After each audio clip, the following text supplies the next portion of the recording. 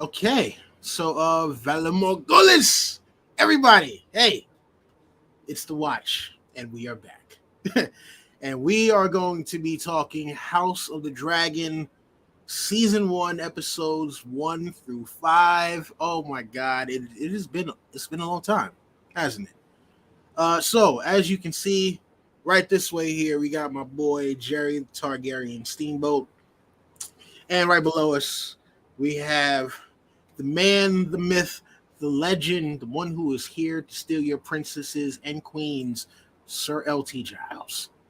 And shout out to all of my people in the chat, the supporters from all over the years. Of course, Hypes Watch member JD, the Dragon. We got AK-47, in the building. Also, we have Taylor Young, Ion Trone. We also have Sonny Frank and K the Mid Reader. Sorry, K the Mind Reader. Why the hell did I say Mid Reader? Sorry, it's been a long time. I am out of practice. But love the fact that we are here, you know what I'm saying, and getting to discuss this show. Obviously, well, no, I'm not going to say obviously. For those of you who may be new watching the show or the stream afterwards, we were big on doing Game of Thrones reviews. Oh, wow. Yeah, we got Teflon, the Don, The Tony OG Teflon is here. doing the after show.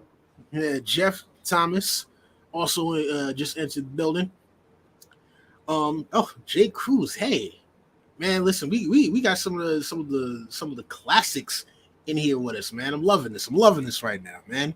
So, for those of you who may not have watched our previous streams for when we were doing Game of Thrones, listen, man, we felt like seasons 5 through 8 had a steady decline, and basically season 8 was them jumping off the cliff without a parachute.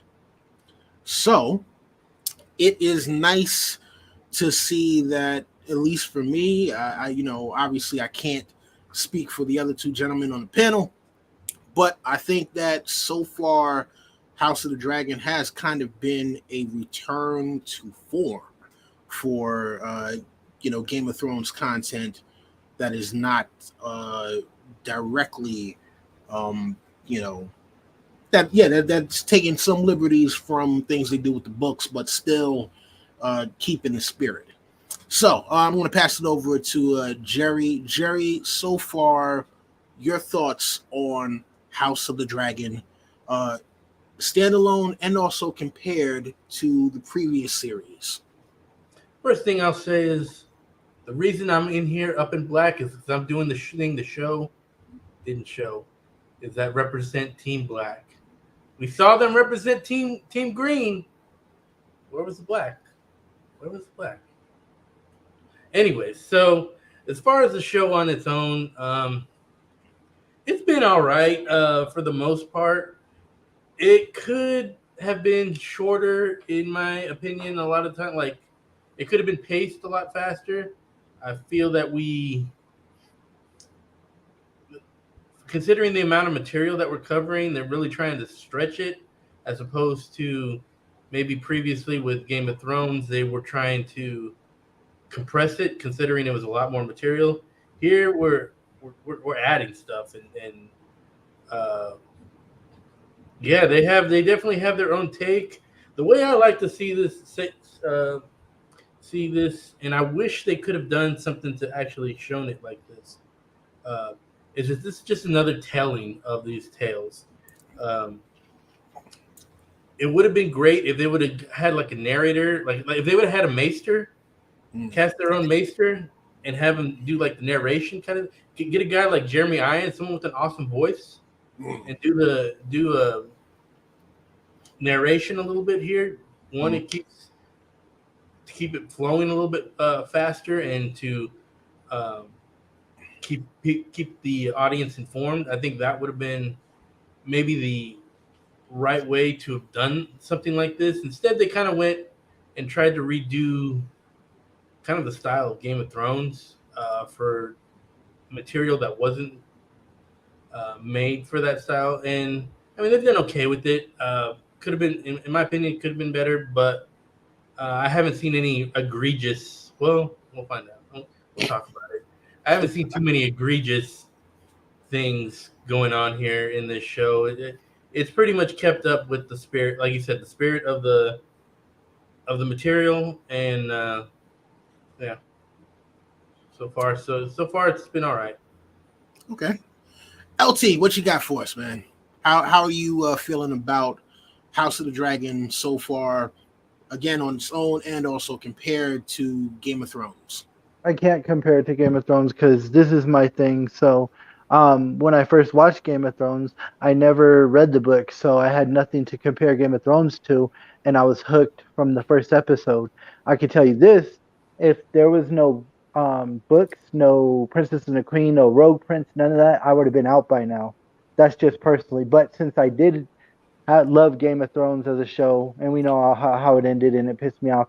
Um, that's probably the reason why I'm watching, and I'm watching from the things to come. Like if I think the reason why I still am watching is from things to come. I was gonna bring up something as garbage as season 8 was. Everybody go back to that scene where Danny is on Drogon and she tells John to get on I think it was Viserion, whatever the dragon was, and he gets on the dragon and they're flying together. I'm just looking forward to some of that. That's all I'm looking forward to is like more dragons and you know. But no, there to me, I feel like there hasn't been a great episode yet out of these 1 through 5 episodes. There's been great moments, but not great. And I feel like I like the last 2 episodes, not trying to be overcritical, but I feel like if you're not a book reader, I feel like they're probably losing viewers from the last 2 episodes. That's just me personally. Okay, that is very interesting. An interesting take indeed. I will kind of agree with LT on this. Is that I don't think this show would be that successful on its own if it wasn't the fact that we are returning to Westeros and it didn't have that established fan base that like are glad to be back at Westeros. I don't think this show would have been taking off. Okay, listen, I will give you that. I think that there probably wouldn't be as much fanfare. Um, so we definitely have to acknowledge the influence that Game of Thrones had culturally enough to give this the legs that it needed in order for it to be as successful as it has been so far.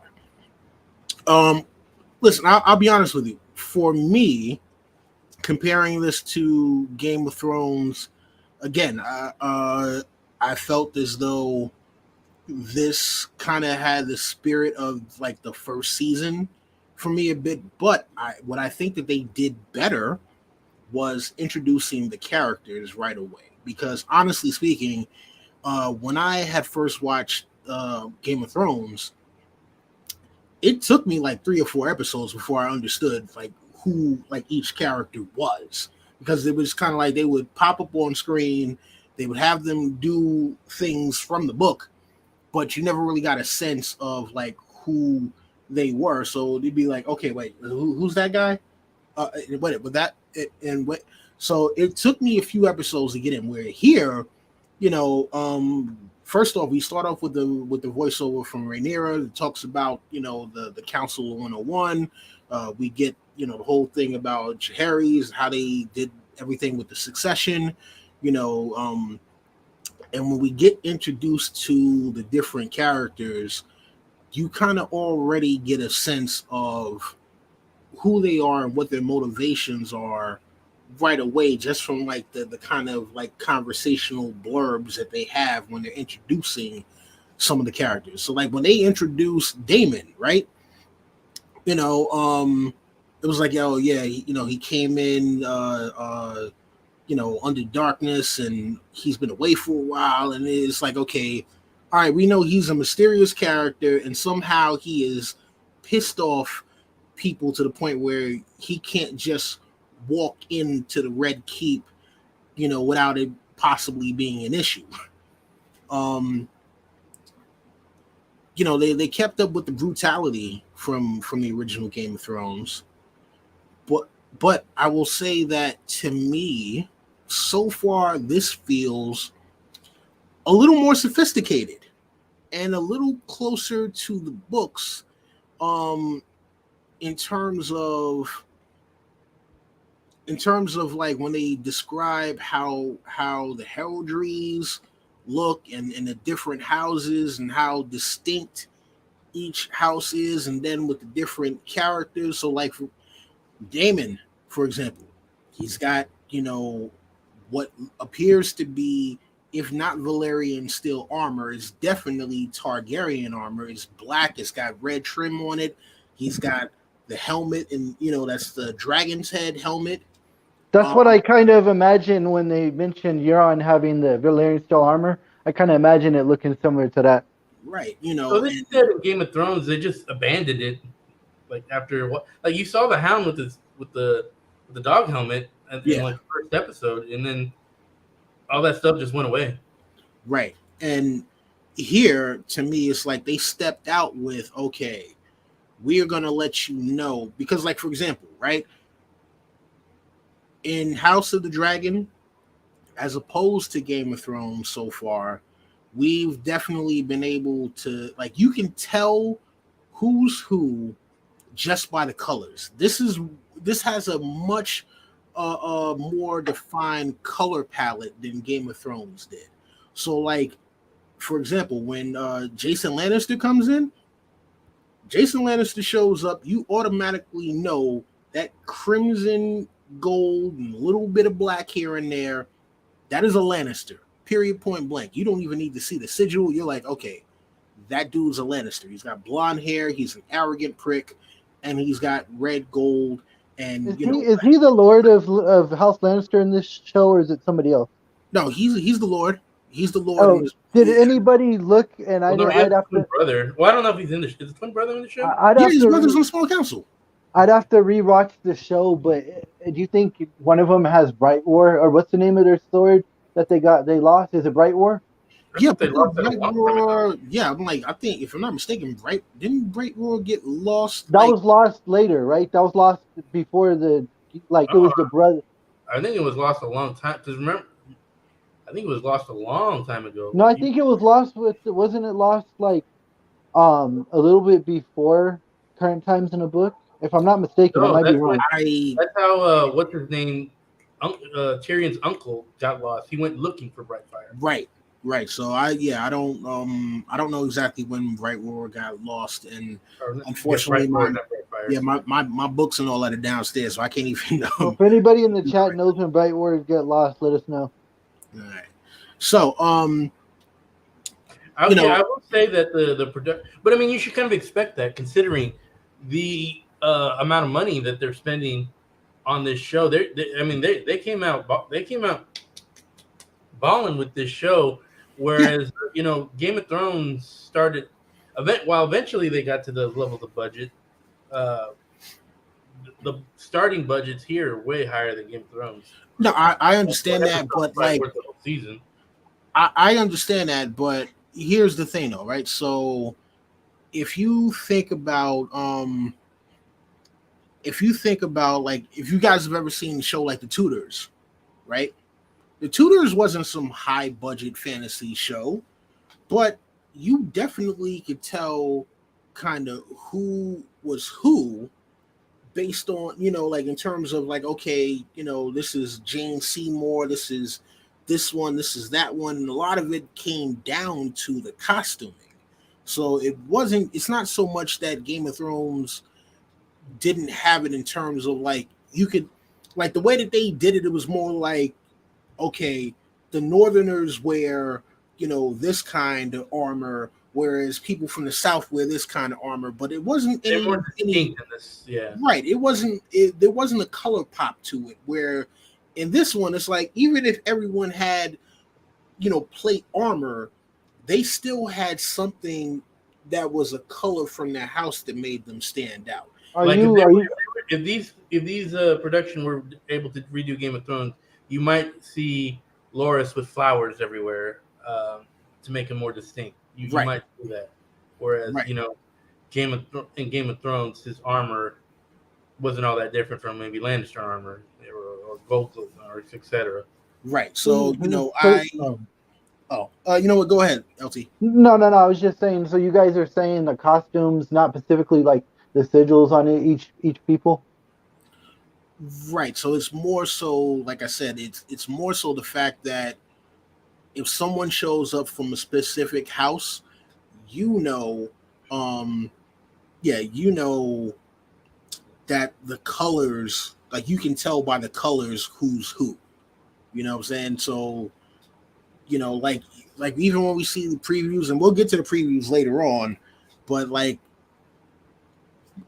episode 5 when Allison shows up in that green, and then you see her step off the dais to the rest of the Hightower houses, or like when everyone is showing up to go, when everyone is showing up to the wedding, you can tell like, okay, these are the different houses, and it's not just the fact that you see the sigil, you also see the house colors as well, and that plays a big role in helping to be able to distinguish different characters. And we are going to get to these characters, because I think that obviously there are a lot of parallels to characters from Game of Thrones series, but there are also some very distinct differences as well. So, let's take it from the top. So obviously, like I talked about before, we have the voiceover from Rhaenyra, um, talking about how the whole thing with the succession. We get introductions to Rhaenys, Viserys. We see the whole thing with her getting passed over as and being the queen who never was. Which actually didn't And happen in 101. yeah, but it is what it is. So again, like I said, I like the fact that we got introductions to all of these different people. You got to see how different everyone's character is, and it stacks forward. So the beginning of the story is 9 years into Viserys's reign. He still has no other children besides Rhaenyra. His wife Emma is about to hopefully give birth to a new heir, and hey, Damon's back, and they're throwing a tourney for the heir to the throne, and Damon is just kind of like, listen, man, uh, you know, we are not. We are not going to have any other heir besides me. Come on now, you might as well just give me the damn chair. You know it's going to be mine anyway. To which Rhaenyra is like, yo, man, people don't really want you to be king, right? You're kind of a dick. And he's like, well, they're gonna have to deal with it. I guess maybe we could talk about what do you think of the portrayal of each character or the characters that have been shown so far. Which ones you think are done well? Which ones you think might you kind of disagree with their interpretation of the character? Because a lot of these characters are generally blanks, not complete blank slates, but a lot of them were told from Gildane's point of view, and Right. We know how biased the Old Town can be, and um, so you have you really only have that point of view. So you really have you can go anywhere with, well, not anywhere, but you can go the way George wrote it. You could he put parallels to other characters that you can see. Sometimes they did. Sometimes I feel sometimes these showrunners that were able to catch that. Mm-hmm. A lot of times not, though. Let me know what who y'all think about what. Like, I think they're doing Rhaenyra fine. Mm-hmm. Be a little bit more of a delight, but I think she's been doing fine. Alicent, I thought was mostly okay. Otto Hightower, I thought has been great. Uh, I really don't like how they've done Damon. Like, if you read those things, if you read the way Old Town speaks about uh, like the Red Viper, Mhm. it's very similar to the way they talk about Damon, or they talk about them kind of similar the way we saw in Game of Thrones that they're kind of full of shit in how they portray them. And here in this one, it seems like they're just taking Gildane's approach to this guy being closer to Aryan Targaryen uh, than than Oberyn Martell. Well, okay, look, I'll be honest with you. I think personally, Damon Targaryen for me is one of the most captivating, uh, Yeah, yeah, one of the most captivating characters on the show. And I don't think that he's like Aryan, because Aryan was just 100% asshole all the time, whereas Damon is just kind of Damon is the scheming bad boy. You know what I'm saying? He's he's a pretty the asshole. I think. Like I, I mean I, I see very few redeeming qualities of Damon in I this mean, show. well, look, if you think about Fire and Blood, Hmm. were there really any We'll get to redeeming spoilers. qualities about him in there? Yeah, like when you see his actions, like when you're describing a lot of his just actions Mm. without like saying he's another Magor, he is Lord Flea, but like when they just sit, like Plainfoot put his actions, he's not that bad. Um, I mean, well, think about it, right? You know, um I'm sorry. We have some folks in the chat. Gentlemen, would you like for me to take this old school? take it old school, show some Okay, fire and blood. so I'm gonna tell you like this. This is going to be your one time, and forgive me for anyone who watches this stream later on. I'm gonna say this right now. Um, I do not suffer trolls. Period. Point blank. Oh, AK, thank you very much. You know what? Let's get back to business. So, yeah, listen, going by Damon's actions, and if you're thinking about the political climate of Westeros at this time, right? Targaryen dynasty is kind of teetering on the knife's edge a little bit. Because at this point, remember, this isn't too far removed. Well, no, it's a little. I mean, like, all right, nobody who's alive now would have been alive when Maegor was king, right? Because we're like what? Maybe someone really really old Well, no, because because remember, Jaehaerys ruled for 60 years, yeah, you would and have to now be this like is Aemon old. yeah. So like, I mean, and remember, most people aren't living to their 90s or Or living to the and 60s. right. So there's not going to be any. So a lot of it now is really more rumor than anything. Um, and it's a lot of look, and plus also, as we stated before, maesters are biased, right? So any accounts of what happened with Magor may possibly be inflated, right? Like, these aren't firsthand accounts; these are second, third, fourth. Oh, I cited this source, who cited that source, who cited that source. So a lot of it isn't going to be factually accurate, but this is all they have. It'd be like, imagine if we only had Twitter as a news source. you know, um, Where is mushrooms? Well, well, so yeah, I would say that personally, I think that portrayal of Damon is actually spot on.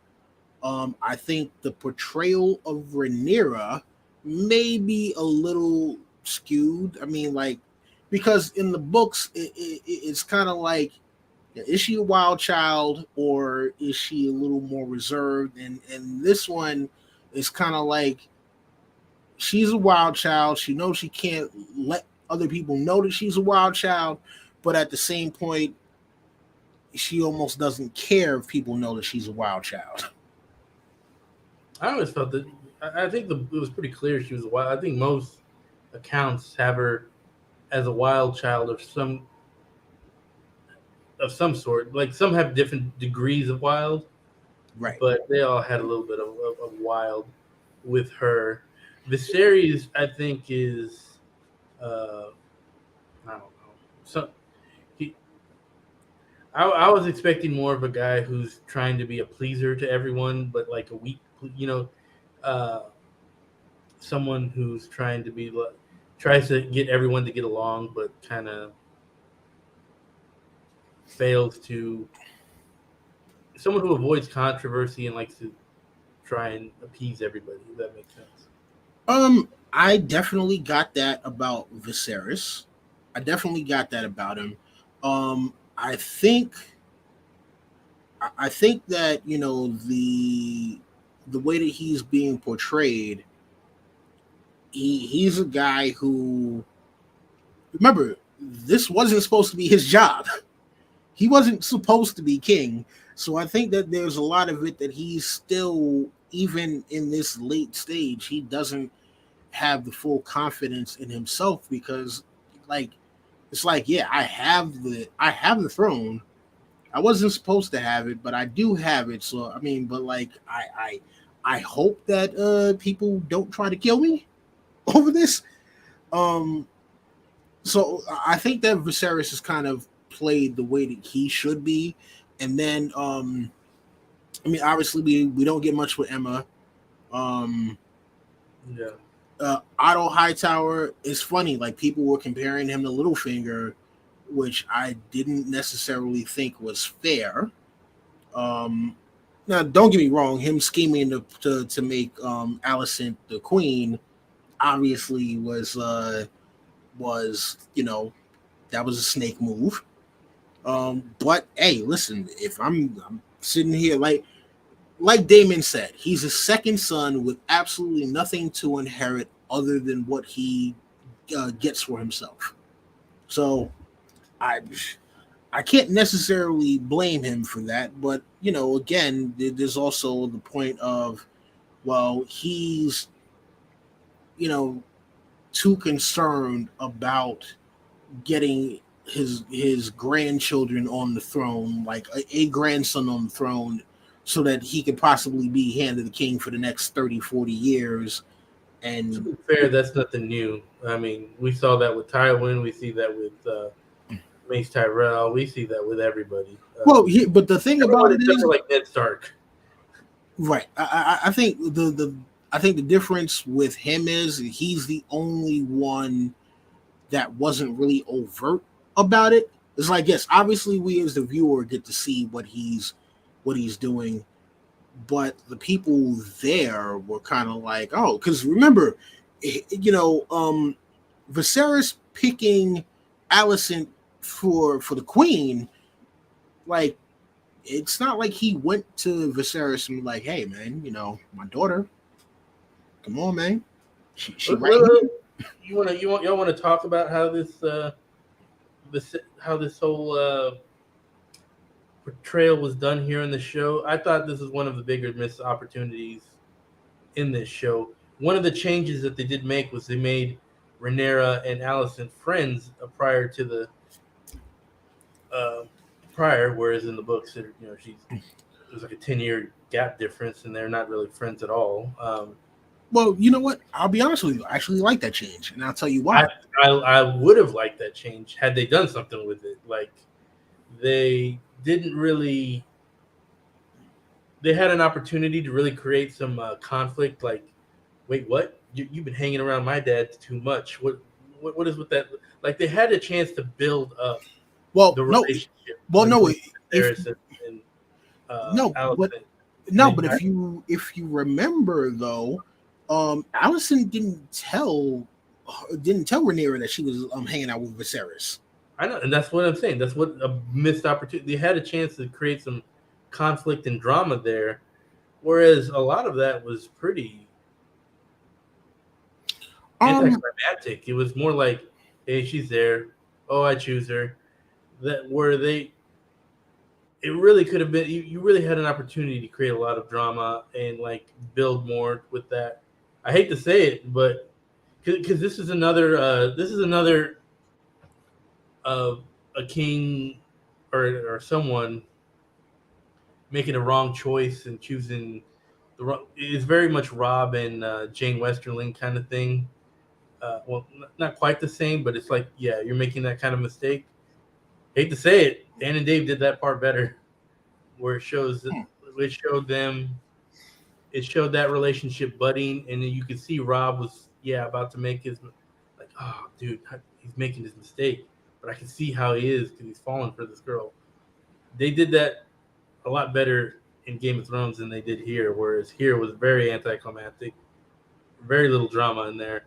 In fact, I think they forgot for like 2 episodes that they had made them friends before, like in the first episode. You didn't really see them talk again friendly until like episode 4 or something. So I was like, man, at first when I saw it, I was like, yeah, that could be a good You change. don't think there's time for it to pay off in future episodes, maybe? Too late. I mean, we're already past that part. But we're going to get a lot of drama in the future, so I think there's time for it to pay off. Yeah, well, I mean, they're being friends before. It didn't really. It's not going to come into play anymore. Now it's more the conflict you see in the book, which is actually I think they're going to do pretty well. From what I see in part 5 or episode 5, they are doing it. They might have set it up pretty well with what Otto let her know. Well, okay, so how do you guys feel about the tourney juxtaposed with Emma's pregnancy or birthing complications? And LT, I want LT, you haven't spoken about it. I want you to go first on this one. I don't think we needed to see that. I would have been fine if they would just had the tournament and just say she died in childbirth. I mean, I guess it is dramatic, but I would have been fine with not seeing that. I love the tourney, though. I thought the tourney was awesome. I love the costumes and how Damon slid on the thing. I thought that was badass. Okay, Jerry? That they were just trying to send some kind of message about stuff, like this great, some justification and some weird justification. Like LT said, you didn't. It's something they added. You didn't really need it. Like they never said anything about how they purposely made it look like a whole. He's choosing to get rid of his wife in favor of making the to bringing in the child. Like he's choosing the child over the wife, which creates its own controversy, which I won't really get into. But they really manufactured that when they didn't really have to. The tournament was like that was one of my biggest problems. And it's kind of reappeared over and over and over. Why were knights just like houses? People just dying left and right. Like, yeah, that was kind of crazy. So like stupid. Like, yeah, it's kind of crazy. Like, wait, they're the and it wasn't like small guy. It was like there goes a Stark down. There goes a Hightower dead. And everyone's just like it was like watching. I thought I was watching Gladiator for a minute instead of something in Westeros. I mean, I was ready to just start going, oh, what the banger thing, just because everyone was just dying and no one cared. Like, I didn't get it. Like you saw in the Game of Thrones how everyone freaked out when Sir Hugh Gives a Fuck got killed by the Mountain, and he was a nothing. Right. These are like some major houses, guys, are going down. Like everyone's just like, oh dear. Man, so you know what? So I'm gonna say I don't remember if this happened in the books, right? But what do you guys think about two things that Damon did? One, the night with him with all the damn gold cloaks, where they just rounded up. Well, that was straight from the book. Okay, It's been a while since I read it. Well, in the books, it's described as like Damon. He was a real cool leader. He would do this. He would do that. It didn't say he did it all on the same night, but it said he did all those things at certain points. Okay. Obviously, they don't. I mean, the show has to compress. They can't show him multiple nights with him in the gold cloak, so just show him do them all one night. But yeah, all that was taken directly from the book. Okay. All right. And second thing, and again, since it's been a while, I don't remember if this happened in the books or not. But the whole Air for a Day thing. Okay, so that one, it was said that he never admitted to that in the books. It was just like someone told, and Viserys got mad at him and told him get the hell out of here. And Damon never admitted to it or anything like he did in the show. So we don't know if he said it or not in the books. It's just that someone claims he said it. Okay. All right, so let's move forward a little bit. This was kind of interesting, the whole thing, because they started out. One thing that I like that they planted early on is the conflict at the Stepstones, right? Corlys comes in and like literally the first thing he's saying is like, "Hey, yeah, excuse me. I understand you guys are, talking about succession and all that. Cool, but there's a guy who calls himself the Crab Feeder that's, like sitting here burning down my ships and, kind of fucking with my trade right now. We gonna do something about this?" And he just kind of like, like, why did they make him like a monster like that? Like the Crab Feeder is like a Mirish prince. That's the commander of the Three Daughters, which is at this time there's an alliance between Mir, Lys, and I forget the other one. And they the Triarchy. The Triarchy, yeah. And he's the leader of all of it. Like, well, not the leader, but he's the lead, naval commander. Yeah, they mentioned his title and all that. Like, did they? Yeah, Lord Admiral or High Admiral. Like a horror villain. Like, I was like, man. He looks like he's got like a cult going against him or something. I don't know. I thought it was weird. Like, I'm like, this doesn't look like a Mirish prince at all. So I'm gonna definitely say that in terms of favorite characters on the show, Corlys comes in at either number 2 or number 3 after Damon. Damon for me is number 1 right now. Matt Smith is doing the work of Atlas right now. Not that he needs to carry the show, because they're like the acting on here so far has been phenomenal. But in terms of like, oh man, I would love to, like, if they had a spin-off show of like certain characters, Damon's my number 1 to get his own show. And like I said, either number 2 or number 3 would be Corlys. Look, we know before the show came out, when it was first announced that he was going to be played by a black actor, there was a tiny bit of backlash, right? But I think that now people have gotten used to him, and I've seen a lot more people kind of like, yo, you know what? No, this dude is playing the character. They're doing it well, and then also to see like the kids, and he has the actor that plays him has a presence about him that I think is undeniable.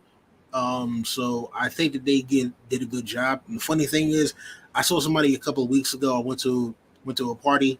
It's an older black gentleman with gray dreads, and I was like, I was with my girlfriend. I was like, wait, is that Corlys? Actually, I don't know. I think Corlys could have been more badass. I always thought of him as more of a. I would like to see him do some naval fighting, like naval commanding badassery. I don't think we've seen that.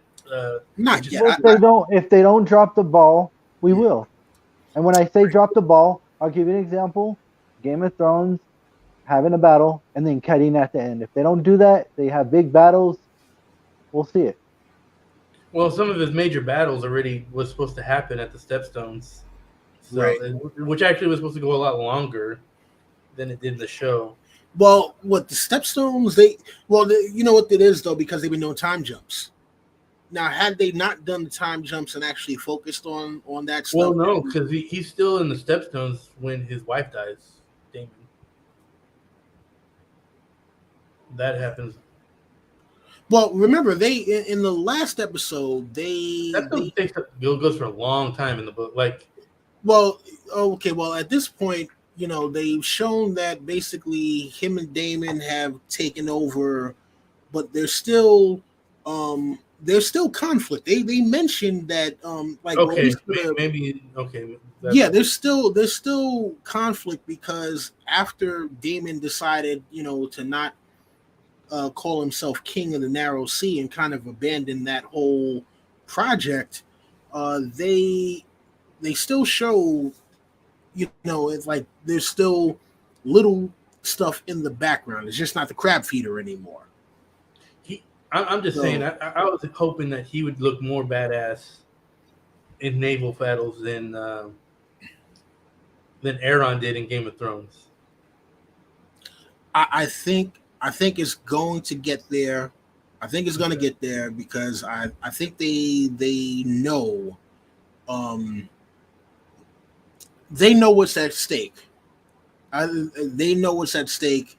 They've been through they've been through the fan backlash. I mean, when you're getting petitions of hundreds of thousands of people saying that they want you to redo a whole season of television because they thought that it was trash. That's not an insignificant amount of feedback. So look, it's been interesting with that, and also small council. How do we feel about Lionel Strong? Because I I'll didn't be even know honest, that was Lionel Strong until like the last episode. And they're like, "You're my new hand." I'm like, "Oh, that is Lionel Strong." If you asked, Okay. if you had to ask me who are my two favorite characters on the council, I would say Strong and Corliss. Mm. You know what's funny? He's not on the council anymore. I thought he quit, right? Corliss quit. He was never on Viserys' council in the book. No, but in the last episode they kind of made up, so I'm assuming he got it back. Come on. Well, I mean, they didn't say it, but he didn't. He still hasn't come back because he's supposed to be kind of ruling the Stepstones in Damon's name, but also in Viserys' name. But his whole thing is, listen, I just want to make sure that the trade is flowing through and I'm still getting paid. The spice must flow. Yeah, so that's his whole thing. Lionel Strong, to me, it's weird because he is a good hand. He's been giving Viserys good advice this entire time, even before he was hand. When the whole thing of okay, well, who is he going to marry? And Corliss came up and was like, "Hey, marry Lena," and Otto was like, well, maybe Lena, but how about someone else? And all that jazz. It was refreshing to see that you have somebody who's like, hey, look, I know what you want to do and what you don't want to do, but sometimes you got to do what you don't want to do so you don't have problems. I understand she's 12. Yeah, but you're a king and you get to have, concubines if you want. Tyrion couldn't do it. So, yeah, it's like, hey, he didn't have to bet her. He could have waited a couple of years or whatever. Wait till he thinks it's right. Like, hey, okay, look, she's too young. Okay, I'll wait till she's 19. Fuck it, she's not going anywhere. She's married to me. You know what I'm saying? He could have done it like that, but for whatever reason, he fell in love with Alicent. He married her.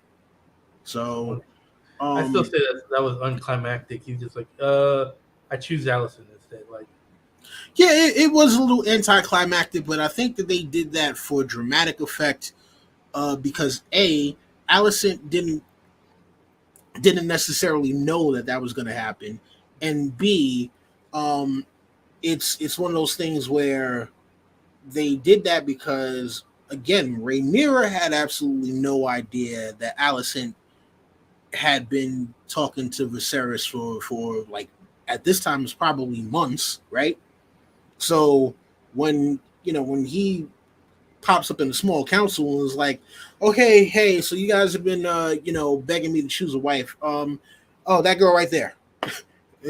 So this way, not only is Allison surprised, because you're like, oh, I was nice to him. I wasn't expecting all this, but now Rhaenyra is like, excuse me, what? it's kind of weird considering that the source material says that they were hooking up prior, or some of them were hinting that they were hooking up prior to even his wife being dead, and Right.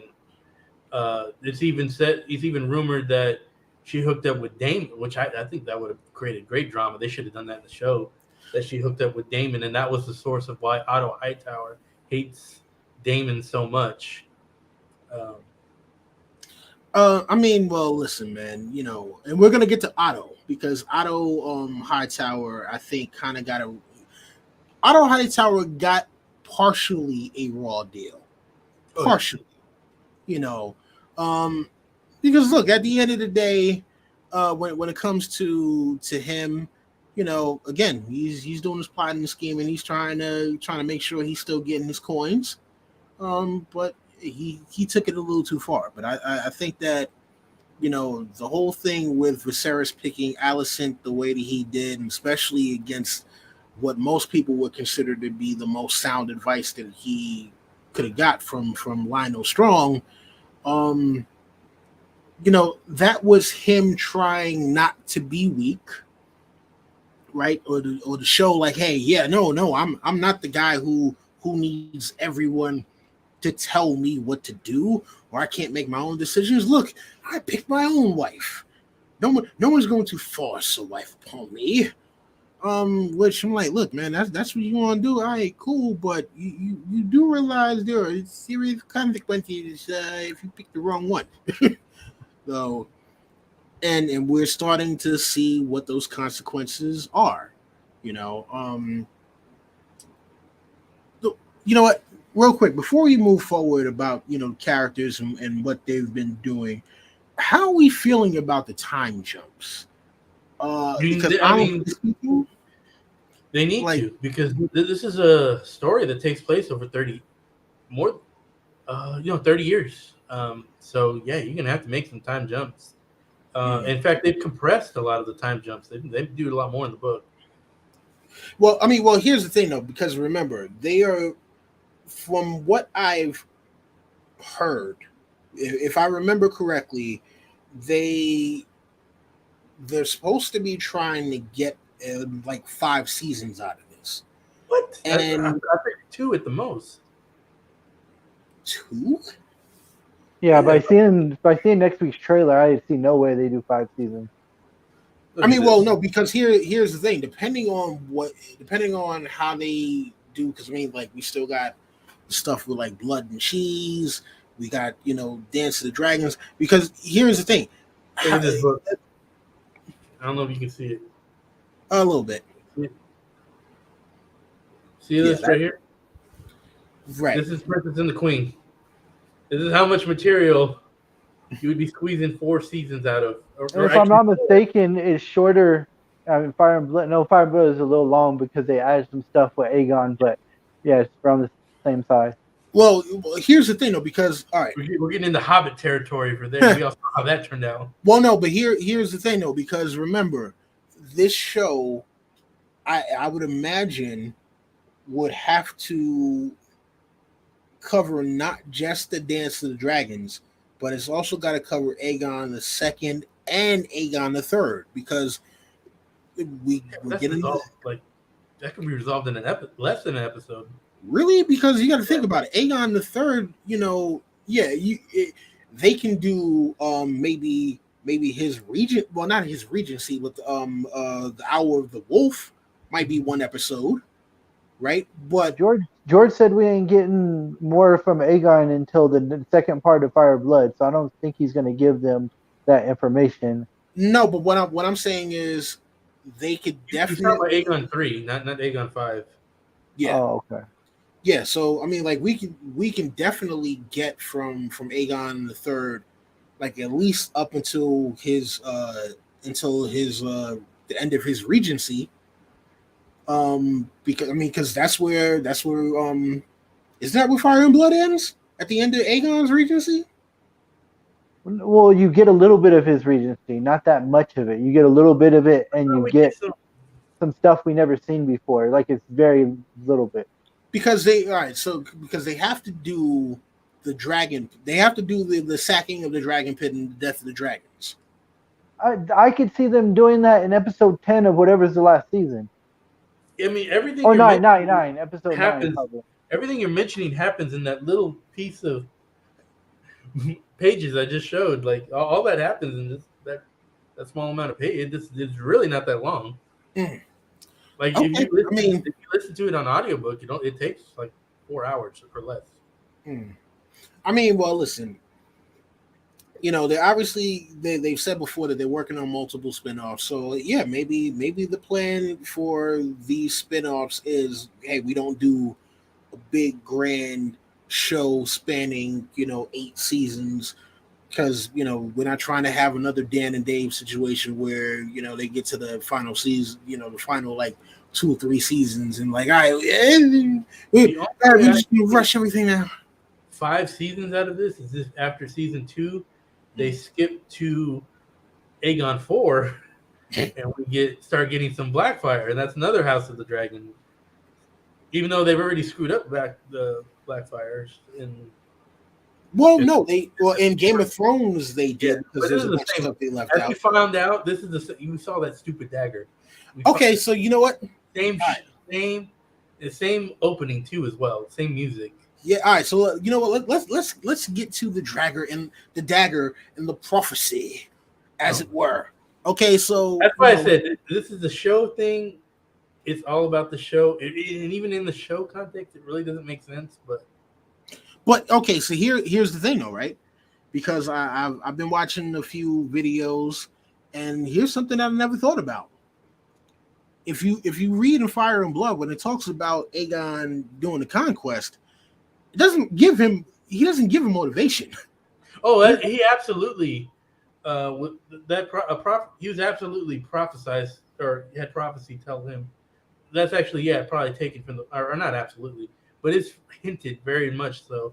But in the books, the prophecy gets lost and refound over and over and over. Mm. I'm almost certain that it was lost during Damon or not Maegor's, no one was passing it then. If it was such a big deal, Visenya wouldn't have done what she did to put Maegor on the throne, and it got lost around that time. So Viserys wouldn't have probably known about it, and we know it gets rediscovered again later with the Ghost of Highheart when when Jenny Volstones brings her in, and that's when she tells Jaehaerys the second that it's going to be his one. So I mean, it's a prophecy that gets found and lost over and over and over again, which makes sense, and it's probably how they keep getting it wrong or not wrong or get mixed up with it. And they always think it's them too, because when Aegon the First, the Conqueror, came, he had his 3 dragons. That's why he got his 2, or that's why it's hinted why he got his 2 sisters involved. 3 heads of the dragon. So we know there's something that is magical about this 3, and they always think it's going to be them. That's why Rhaegar was like, there needs to be a 3rd, because he thought, well, and actually in his case, he was right. His kids were going to be, or his seed were going to be the 3 that are going to be finally taking on this. Yeah. Part of the 3. Yo, you know what? I want to give a shout out in the chat to Hyper Nuts TV real quick. Yes, that dagger made absolutely no sense in Arya's. That's another reason. Like this prophecy really makes no sense in the show thing because what we're prophesying, it ended up not having anything to do with the Targaryens at all, as we saw in Game of Thrones. But we can. That's a whole. Yeah, That's we a whole, yeah we're not whole we're sidetrack. Let's not get into that. oh my god. Okay. But So yeah, in my opinion, it is a prophecy that gets found and lost over and over again. I think they were just kind of doing a little wink, wink here. Hey, this is cool for the show, so it's whatever. all right. How all right. So you know what? Let's talk about Allison real quick. Oh, yeah. Do we think that Allison actually is a schemer, or is she more kind of caught up in the circumstances because of who she is and the family that she comes from and the things that her family is trying to obtain? I think I really think that the showrunners here are Team Green. I've always thought they had.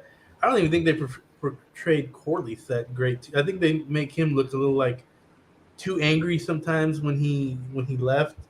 Um, I think that I don't like how they've shown Damon. I think I think both of those guys are more badass than they've shown him to be. They should be portrayed as more badass. I feel like the showrunners are showing it from a very green perspective. Alicent is shown as a circumstance, like definitely someone of circumstance. Like she's doing it for the right reasons to protect and not really to scheme. Whereas in the books, day one since Aegon was born, she was like, "He's king. He's king. He should be king. Let's make him king. King, king, king." King. You know. Whereas here, it's more like she really didn't. She hasn't shown that she's cared that Aegon be king until it was told by Otto that you and your children's lives will be at stake. So I mean, and that's the crazy thing about Otto Hightower is because yes, Otto Hightower was a scheming bastard, you know, but I don't necessarily think he was doing it for the wrong reasons, though. he might have not been wrong either. Like we never found out because of what happened. But had Rhaenyra, well, we'll get into that later. I think we're going to talk more about like spoilers later. But I'll just say now, it's Otto's opinion. I think it's more Otto's opinion. He might not be wrong. Maybe he is wrong. Um, we'll see. We'll see. Um, Or we won't see. yeah, shit, man, it's crazy thing. But you know what? I want the next character. I want to ask our resident knight about our next character, and that is Sir Kristen Coles. LT, how do you feel about Sir? You mean Prince? What's his name on? He looks like the prince on Narnia. Prince. I can't. What was the name of the? Yes. When I first saw him, I was like, "That's Prince Caspian," but it's not. I know it's not the same actor, but yeah, he looked really familiar. Um, but going back to Allison and Otto Hightower, I'm Team Black too, but even call him scheming or not, but he's making sense, And even Rainey said the realm would go over to, So it's like hate him or love him, but he's making sense.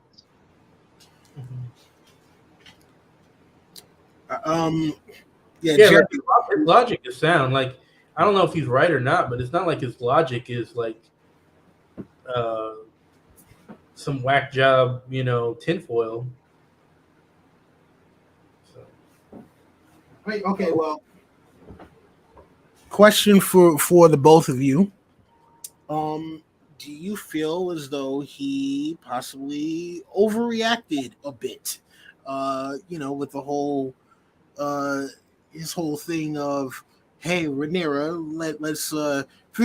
I know you're supposed to be the ruling monarch, but how about we put all that aside and I go be a sellsword and and then we go and gallivant around the Essos or whatever, and let these people have Westeros, and then Is that what they say around here? and then when he doesn't get his way, he beats the fuck out of somebody for knowing his secret, and then wants to kill himself. Dude, It's funny because when they get married, he's the king. Laenor is the king constant. That's a lot of power. You would think he could have Kristen Cole eliminated immediately if he wanted to. That really got to me. And then before one thing I want to mention, if we don't go back to it, is the scenes in the Godswood and King's Landing. I mean, that was way better because I guess when Cersei and Ned, they're supposed to be in the Godswood. I can't remember. In the book they were. But I just wanted to mention that. I thought the Godswood was great. It was like something similar to the Godswood, right? Yeah, but the Godswood to me looked pretty good in this show.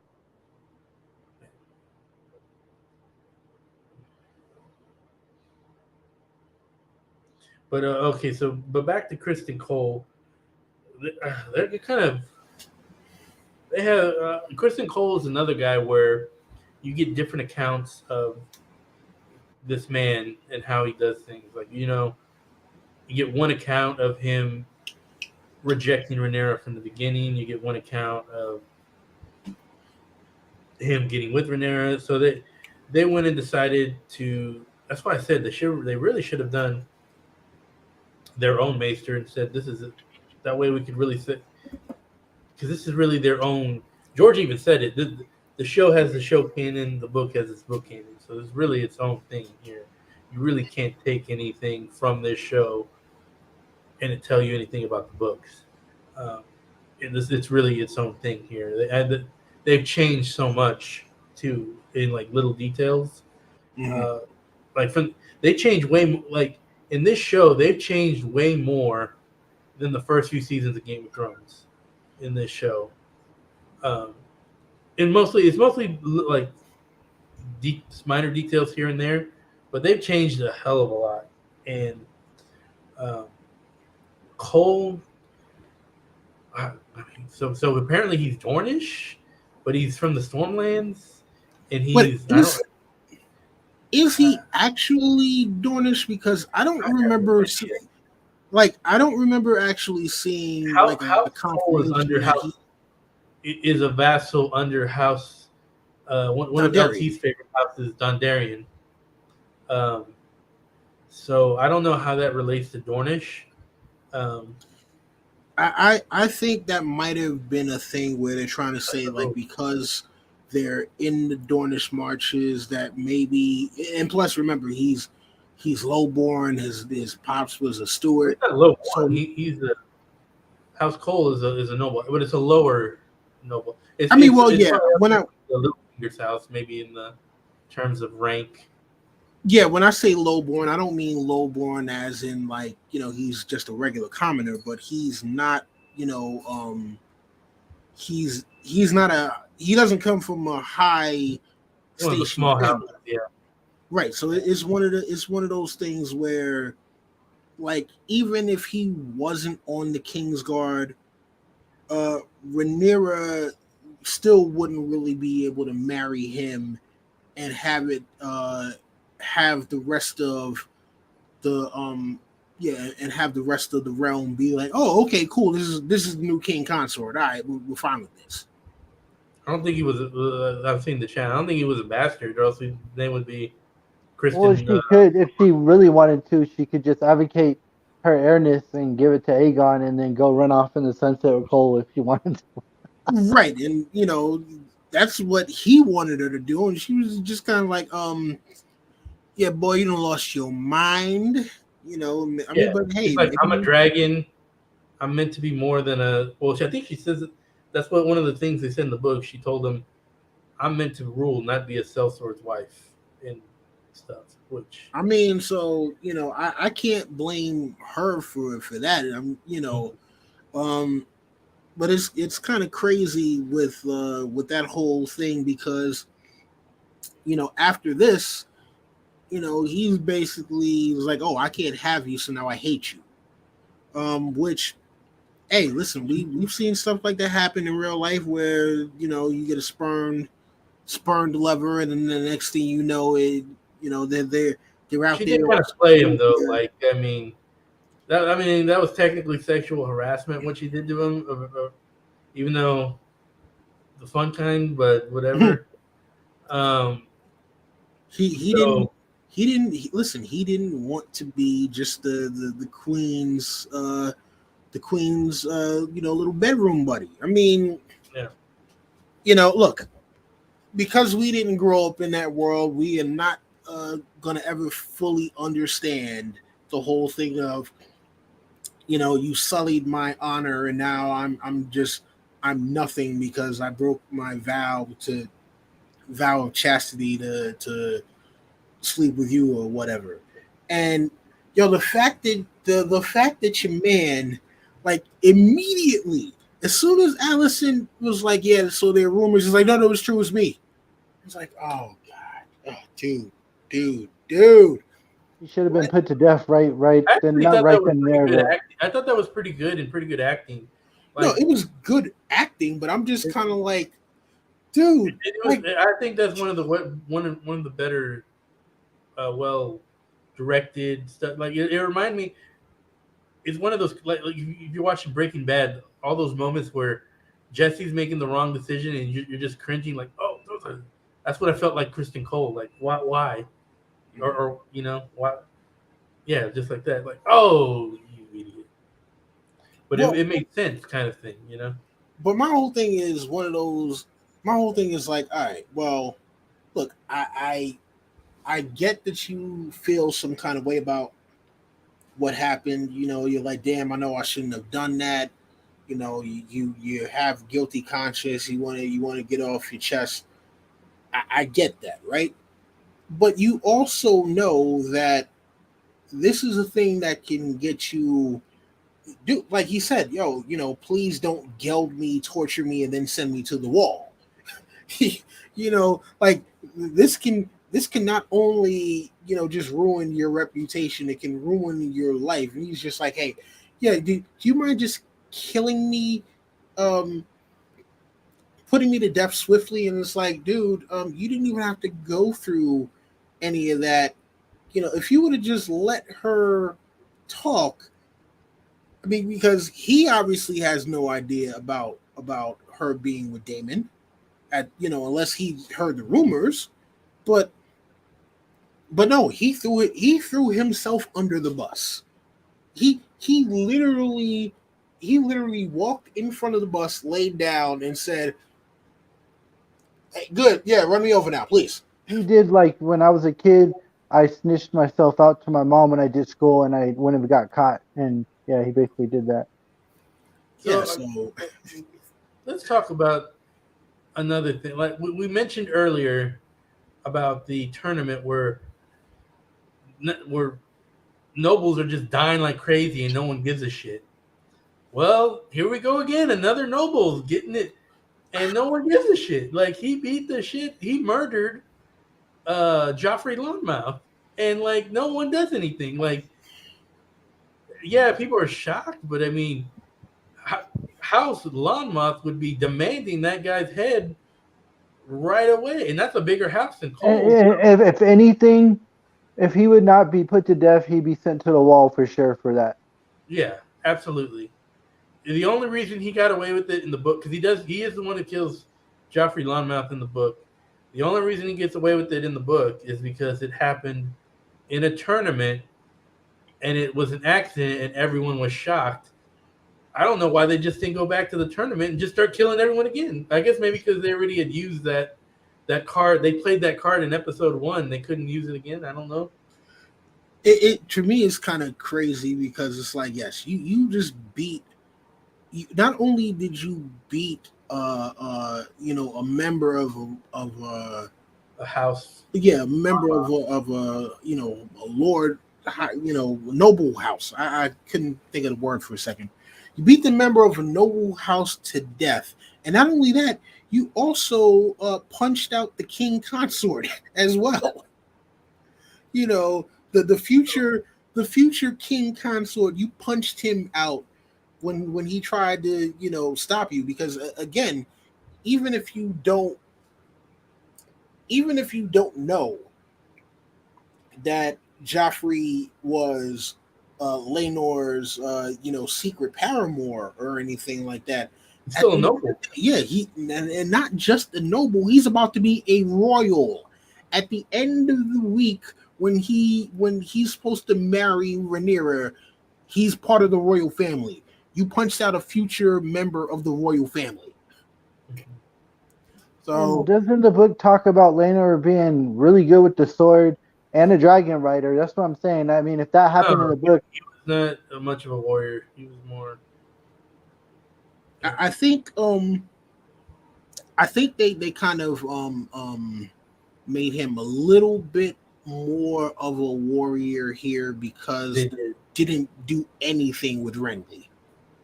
Oh yeah, Renly was the opposite. Whereas he was a warrior in the books. Well, warrior-ish. He wasn't like tested warrior, but he was big and strong, and he looked the part of a warrior. Whereas in the show, they just made him almost plain. Right. Real quick, so AK brings up that he's already part of the royal family because him and Rhaenyra are cousins. But I'm gonna say when I say part of the royal family, I'm talking about like literally the immediate royal one. Because I mean, like Robert was cousins with like Ares and them, but that wasn't. Right. Robert wasn't considered part of the royal family until he took the throne. Yeah. And also shout out to Hypernuts TV. Joffrey Longmouth, but he didn't threaten them. He just said, let's keep their secrets. We got a good thing going here. You got me. He read the situation wrong. He thought that Cole would be good with banging Rhaenyra on the side. He basically kind of almost blackmailed him though, because he came up and was like, "Oh yeah, I know you have a secret, so you better protect Laenor if you want me to keep your secret." So that's the whole thing. It's like, dude, I don't even know you. Nobody's even supposed to know about this whole thing with me and Rhaenyra, and this. And if I'm not mistaken, this wasn't too long after he already told Alicent, so he was already in a crazy headspace as it was, because he's like, the queen knows, and at any moment she could just call me out and I'm done for. And now here you come. It's like, I don't even know how you know this. I don't know you at all. And you're coming up to me talking about, listen, okay, yeah, you had better make sure that my boyfriend is safe, because it could be issues if either one of these two aren't safe and all this gets out. So I didn't really get that from him. I got it more of a like, we're in this together. You got secrets, I got secrets. Let's protect. You protect our secrets. I'll watch your. I mean, I get it, but again, based on excuse me, based on the fact that here you have this guy where he's already on edge because he didn't spill his guts to the queen. Well, yeah, but that's Longmouth reading the room wrong. Right. On that, I think Longmouth went in with the thinking that like, yeah, I'll just let him know we're in it together, and Cole took it a different way, which that's how that's how people's heads get bashed in misunderstandings. Yeah. It's not like being on the same page. It's how they get smashed in. Right. Okay, so let's go back to How Strong real quick. So we got our introduction, light introduction to Breakbones during that whole melee. Because his father kind of gives him the head nod and is like, "Yo, go save her. It's a good look," you know. Which it's kind of crazy. I wonder if they are actually. Well, no, since they're doing that big ass time jump, I doubt that they're actually going to. I doubt that they're actually going to address hey, Sir Cole, why did you decide to turn this man's face into ground beef? The man's untouchable. He's got Allison, his new BFF. I get that, but it's still, I don't even think that would make him untouchable. Like if we're thinking about it normally, I don't know how you can like appease House Long. Like with what happened, there's no way to appease House Longmont without giving him this guy's head. Like right. So this show's not about like the details, so right. Let's not look into it too much. All right. Well, same thing with the knights falling down. The show, if you're looking for a show deep on details, like this book is, this isn't the adaptation for you. It's got the spirit, and let's just thank it. It's got that. I mean, well, okay. So, how are we feeling about his little brother? What is it? No, his older brother, the Clubfoot. Mr. I really like this portrayal of him. What's funny? It's kind of crazy because like when we first see Laristrom when they're having that little when they're having the hunt, when they're having the royal hunt, and he shows up and he's like, well, hey, I can't hunt, so they came here and had me sit with you. So can I sit with you guys since I can't go out and hunt because my leg is all screwed up. Like I had forgotten about Clubfoot in the books.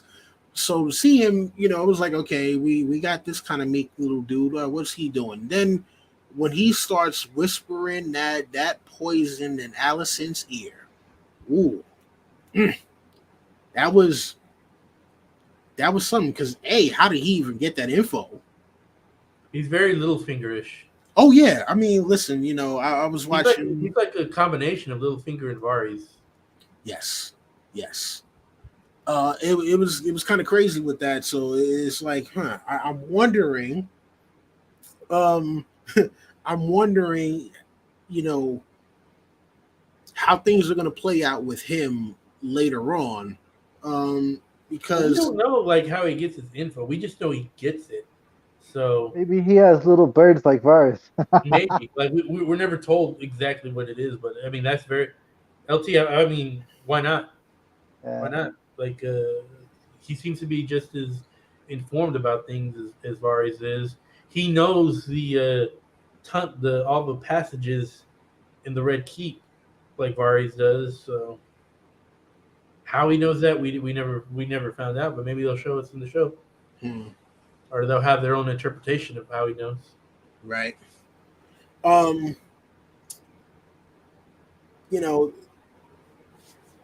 think let's see. For the most part, we went through all of the characters and kind of their story developments thus far. The ones who are actually important, because Tywin Lannister, he basically doesn't do shit.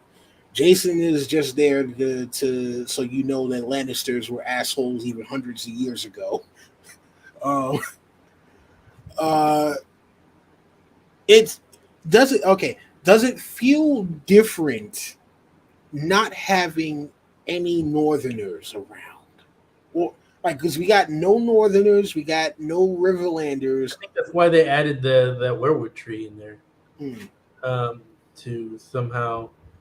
Yeah, we only get in the whole book. We only get Cregan Stark, right? I mean, and then Well, no, we get the Stark that's in the Great Council, and then we get Stark. I know, but that promises Viserys that he'll protect Rhaenyra, and then Kragon comes later. Those are what cameos from Rick. Stark. Yeah, I think it's Rickon Stark who does. Yes. Yeah, Rickon. I think is Kragon. I guarantee you guys, and this might be in the upcoming seasons, that we'll see the actor, whoever they pick to pick Cregan, they'll give him way more time than we gave him, in the book. He'll probably get way more time. Yeah, Maybe that's what they I'm would saying, because change the like, battle or something. because remember the hour, they call it the hour of the wolf, but the hour of the wolf, if I'm not mistaken, and Jerry, you have to, It's almost literally an hour. no, it wasn't the hour. No, the hour of the wolf Half a day, right? was a day, Yeah, because he I don't even basically think a full showed up. day. He basically showed up in the morning. He showed up in no. He showed up. He showed up one day. He's like, hey, okay, fuck it. Aegon the third is the king now. Cool. I'm going to be the hand. Starting tomorrow morning, bring all the traitors before me, and we'll figure out who lives, who dies, and who gets sent to the wall.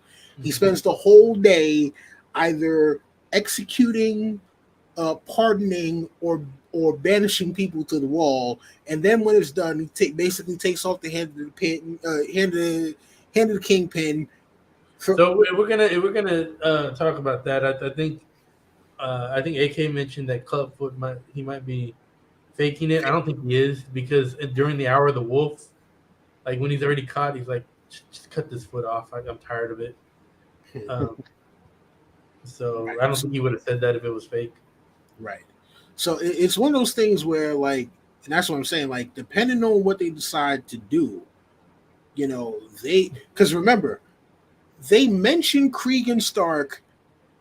He's on the way. They mentioned him earlier in the Aegon 3 part of it, like right when like Aegon the second is actually Aegon the second was still alive. Aegon the second dies by the time Cregan gets to King's Landing, and they're like, okay, well, look, we basically got nobody else, so we got to put Aegon the third on the throne now. And then he's like, all right, well, cool, but I didn't march all this way for absolutely nothing. I'm hand of the king. Fight me if you dare. And they're just kind of like, all right, Mr. Stark Direwolf, you are hand of the king. I think he's technically first region as well too. I can't remember. Yes, because he basically is like, yeah, I'm regent and I'm making myself hand of the king. And then after he finished, he was like, all right, fine. Here's the hand of the king badge back. Deuces, I'm going back up north. You bitches better not cross the neck. So that was that's gonna be an interesting that's gonna be any Tyrells really either too. I mean, but for the most part, it's or Baratheons really. We saw that one Baratheon. Right. Other than them dying in the tournament, in episode 1. Right. But other than that though, like we got no Northerners, we got no Iron Islanders. There's only a mention of the Iron Islanders. We see a Tully somewhere in the background, but there's no mention. Yeah, so no Riverlanders, no Iron Islanders, no Northerners, and not even really anyone from the Vale. I mean, other than them showing. Let's talk about that. Oh my god, what the fuck was that? Okay, and then that's the worst change in my opinion. Is him killing her? Yeah, I think. Well, here's the thing. Not only that, when I heard the showrunner say afterwards, so you guys talk about it first, and then I'll give my opinion about Damon going to the Vale. I thought the girl that Damon's wife seemed really cool. It's a shame that we only got to see her for one scene. Jerry brought it to my attention. I'll let Jerry give his thoughts, but Yeah, I thought that scene. I thought she was cool, and I wanted to see more of her. I thought she was, yeah. I mean, well, because here's, I mean, well, the thing about it is, remember, in the books, we don't even actually get to like really see her at all in the books. Um, No, all we get is Viserion telling her to go back to your wife. right. You know, in the books, yeah, Viserys banishes. No, in fact, no, he doesn't even. He banishes Damon to the Vale, and Damon's like, no, I'd rather go fight a war instead. So it isn't until he hears about her having the accident where he's like, a word. Oh, she died. Okay, cool. I'm gonna go see if I can go claim Runestone for myself. Then Again, this makes me feel like they're trying to portray Damon as that was a very Arion move, in my opinion. That little coming in there cloaked, you know, and then just I'm like, oh, what the hell is that? It was like when freaking Euron kills what's his name, um, his brother. Jerry told me that Damon, they were making Damon with the long hair look like an elf. Oh yeah, before he looked like they tried to make him look like Lord of the Rings. But that's besides the point. So listen, here, we're not even gonna talk about that show. but here, and then I watched the afterwards the episode. He's like, "Oh, she died by falling off a horse. Must have been Damon." I'm like, "Motherfucker, did you read the fucking book? Did you read the next sentence that she was in a coma for, or not a coma? She was in bed for 9 days, then got up and walked around and went riding again, and then she died." Like, if it was Damon, she could have said, "It was Damon." What the fuck? Like, do they not? He doesn't know the material. I mean, hey, look, it is what it is. That's almost as bad as when Dan and Dave didn't know um, that Sam was a POV character. Or there's only 10 Valyrian steel swords. Or You know, yeah, like I was like, what is he you know, saying? they kind of not because they kind of forgot. Yo, shout out. Yeah, shout out to the showrunner. Kind of forgot to read the next sentence because it couldn't have been Damon. I mean, at most maybe Damon paid someone to go up there and do it while he was down at the Stepstones fighting. Um, but yeah, this is yeah. Damon isn't that much of a damn schemer, though. I Yeah. think to where he'd be like, "Hey, I'm gonna hire somebody to engineer." But, hold on.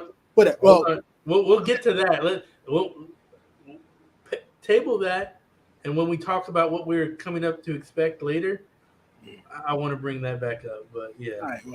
Well, shout out to yeah, it really is its own thing. This is not. Are we gonna go back to? Are we gonna go back to the siege of the Stepstones and all that? Bring it up. Take it over, Lt. All right. So I noticed something. I don't know. Maybe I'm wrong. If you guys noticed this, but I felt like that area where they're at the Stepstones, when Laenor and all them were talking, which I really, like I said, when they aged Laenor up, I thought he looked really cool. And the uncle, you know how the uncle was talking crap about Damon and the letter that Damon got, you know. But anyways, that area looked very familiar to when like Theon and Yara and all them were talking to you know, it looked like they used the same area if I'm not mistaken. Maybe they did. I don't know. Yeah, but go ahead, Willie. No, I'm saying it's possible, but yeah, man. Listen, you know what? I'll be honest with you. I like the Stepstones battle. I like the fact that Damon just, you know, he was so prideful and did not want to take any help from his brother. He beat the fuck out the messenger. I think that was uncalled for, and I don't think Damon would just do that, like, you know, for no reason like that. Yeah, I thought that was really uncalled for. I mean, well, listen, you know what? I think Leroy Jenkins. Yeah, I mean, look, I think Jerry, you're right. Where they kind of mixed a little bit of Aryan Bright Flame in there.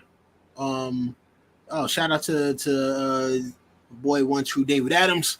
Um, yeah, so I do think that based on some of his more despicable acts, that yes, he they are mixing in some Aryan Bright Flame with him, but at the same point too, man, um,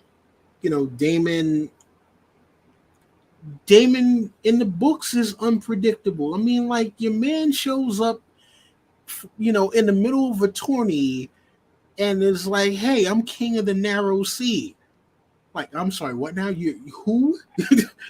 But he also gave up his crown. They did do that in the show too. Like, Yeah, no, he gave up the crown and all that, but it's still like the him doing that in any context, you're stepping into the king's chamber and you are saying, I am king of whatever realm.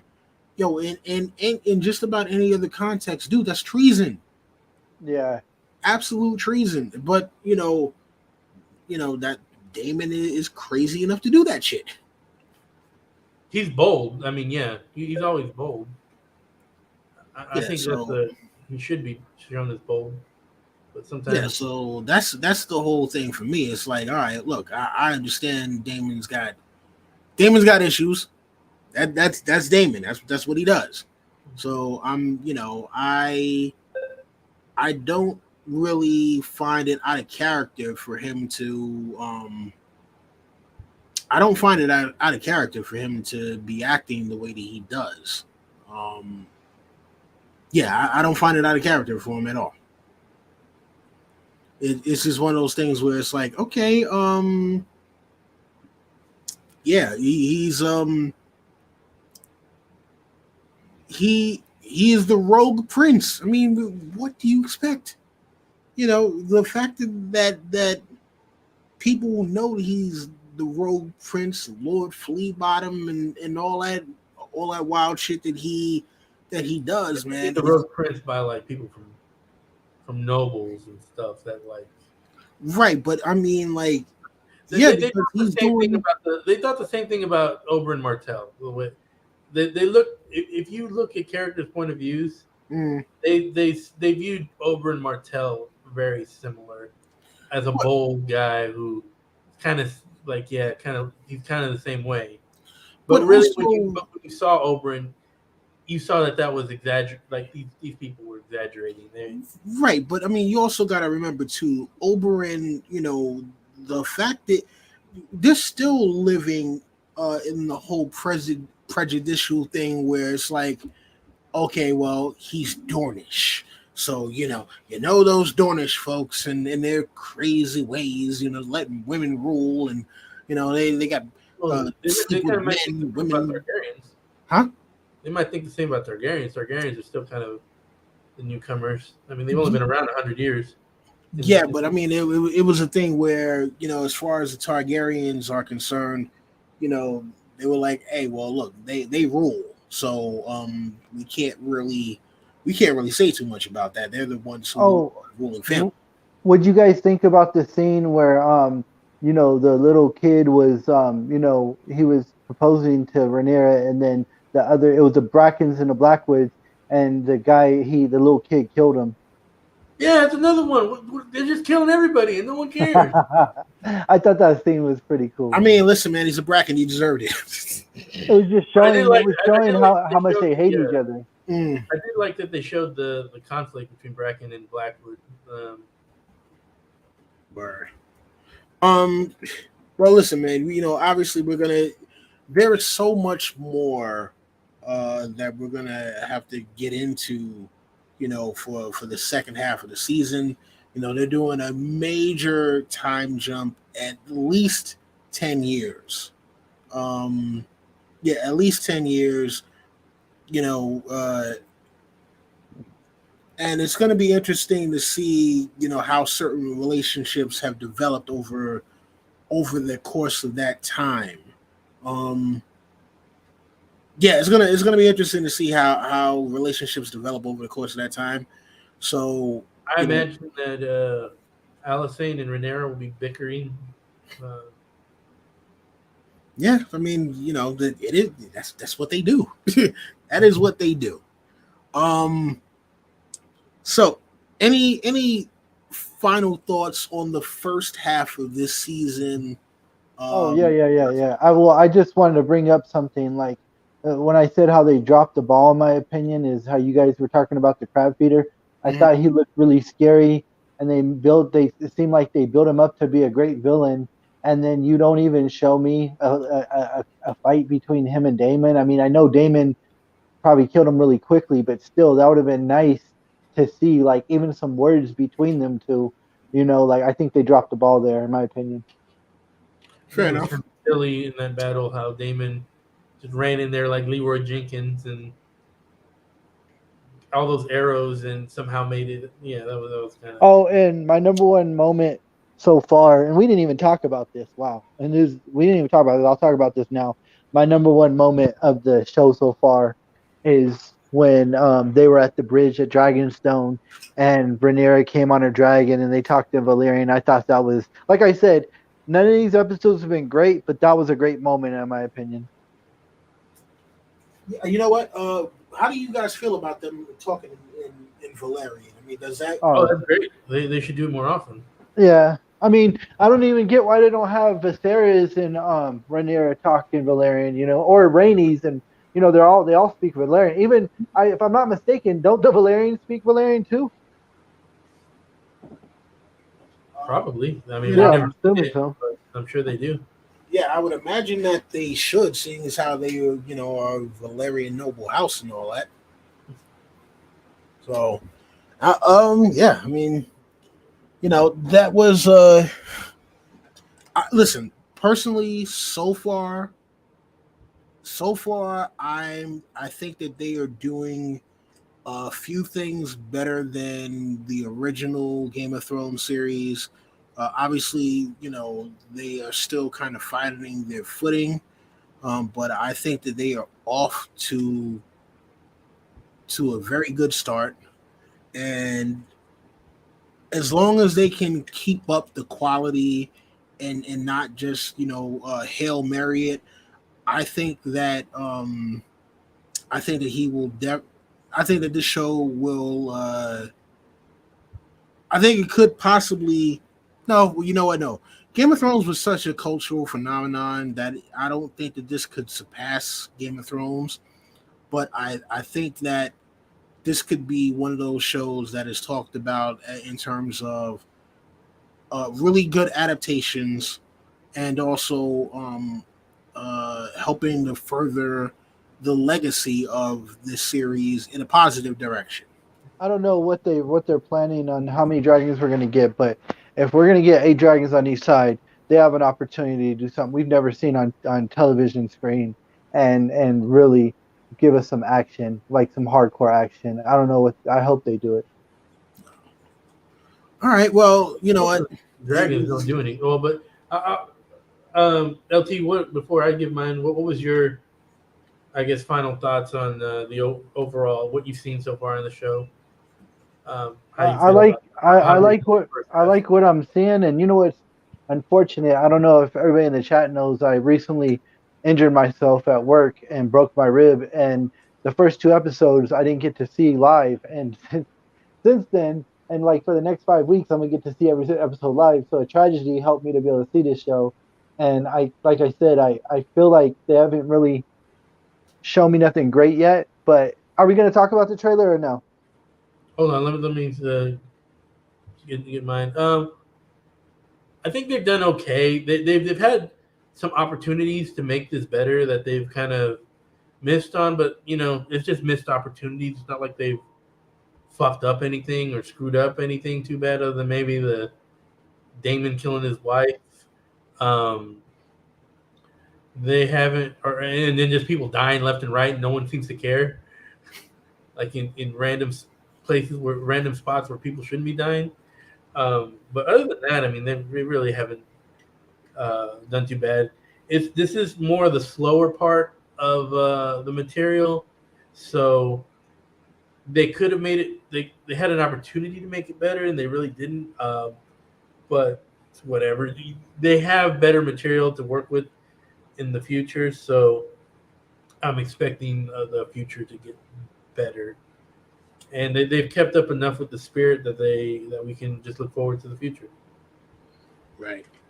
I mean, so you know what, LT, you did touch on the trailer, so let's talk about it, right? So, in the trailer, we do see that there has been a significant. Okay, spoilers. We'll say spoilers for anyone. We will probably be talking about events that happened in the book, Princess and the Queen, Fire and Blood.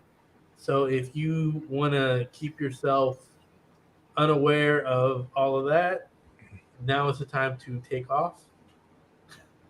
But here we go. Right.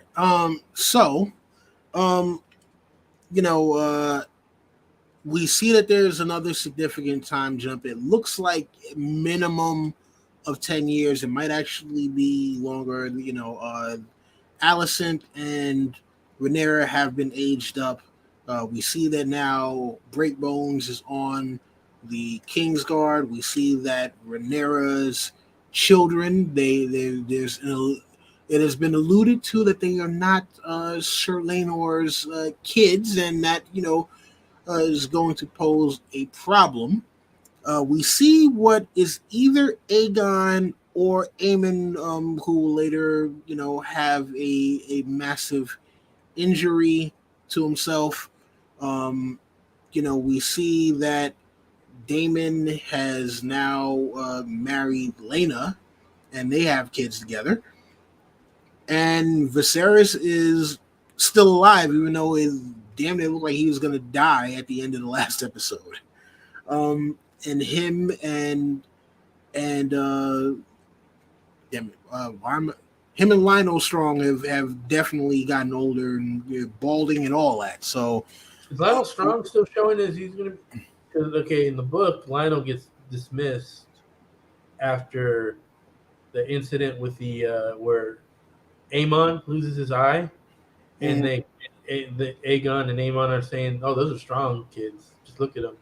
That's when he's like, "Okay, get rid of the Strongs," and then he brings back Otto Hightower, and then he dies. Also, Lena dies before Viserys as well, because Rhaenyra and Damon get married while Viserys is still alive. right. So, I'm guessing we're going to get an action-packed episode, or a lot of happening in this next episode. yeah, I mean, listen, I don't think we're getting the dance this season at all. It looked like that Viserys was going to plop next episode. I mean, but maybe the end of next episode. I don't see him lasting much longer. I don't know. I mean, look, I think this season may end with the death of Viserys. Well, no, because again, we still haven't seen older Aegon II, because he's a grown man when he you know, becomes king or whatever may have you. He's a grown man. He's not like some teenager. He's like 20 something. He's like 22 or 23. Yeah. Right. So I mean, we'll see what happens with that one. But I doubt the dance is going to take place this year. I think the dance will go into at least season 2. You know, like and I think that's going to be the beginning of the dance, not the entirety. I don't think that we're going to see the entirety of the dance in season 2.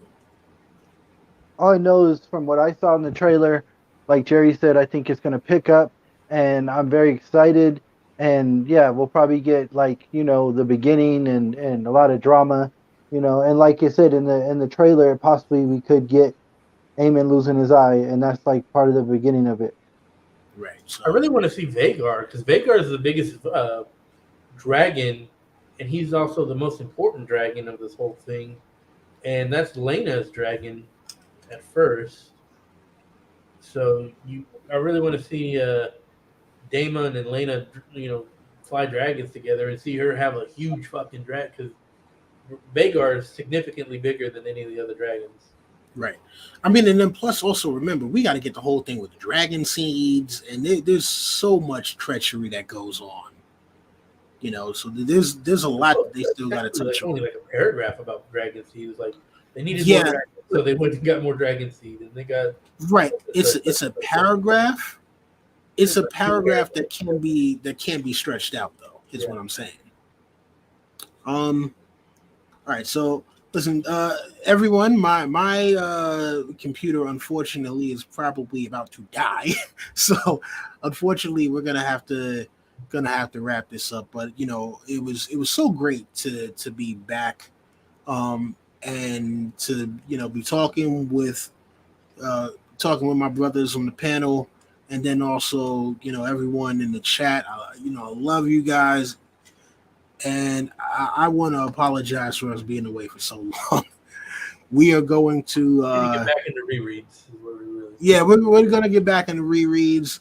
We're going to do some more theorizing, some more speculating, all that good stuff. All the stuff that you subscribe to the channel for, right? And don't worry, guys. Yeah, we'll be back, and don't worry. As soon as I know, don't get your hopes up, but as soon as they announce when's the winner, we're all gonna read it and get on that quick.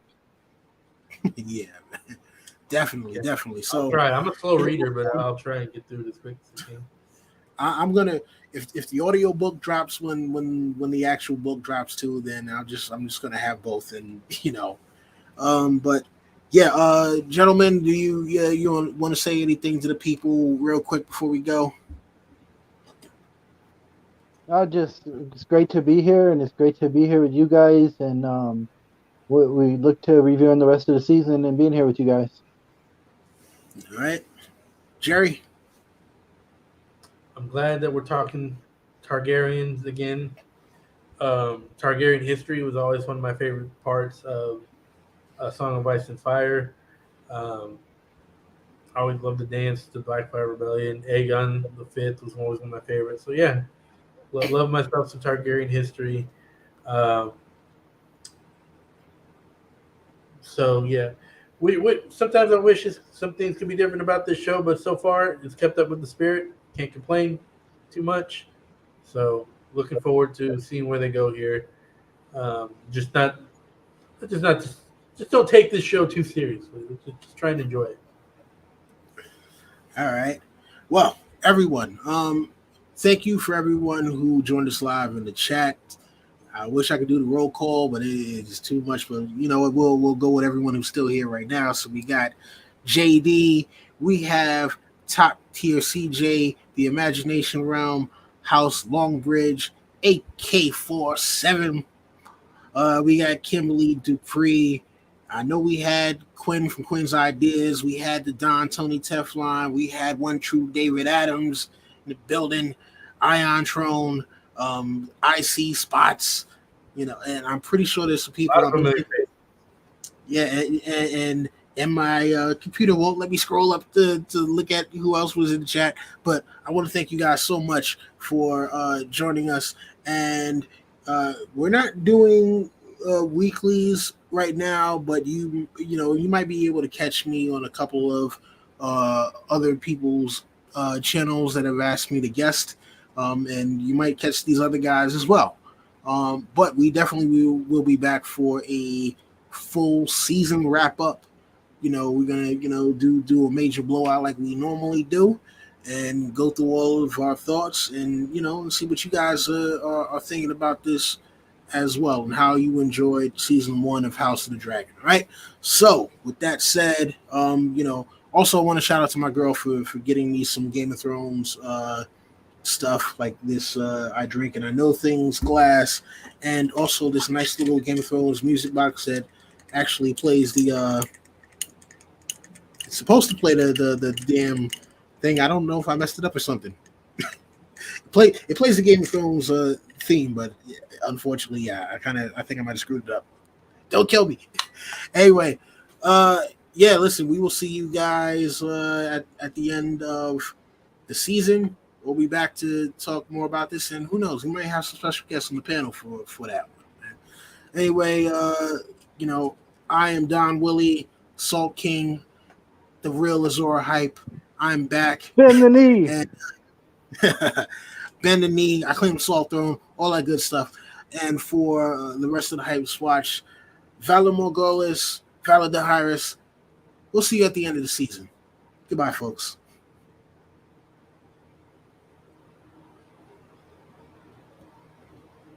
And it didn't end, did it? Bloody hell. Oh, but is this thing off? I can't tell. I think we're still live. Oh my god. Why is my computer screwing me right now? It won't let me end. I've never had a thing where really, yeah, my god, I'm getting tongue tied and all that. Yes, end the damn broadcast. Oh, god, I have to go back and edit this or something.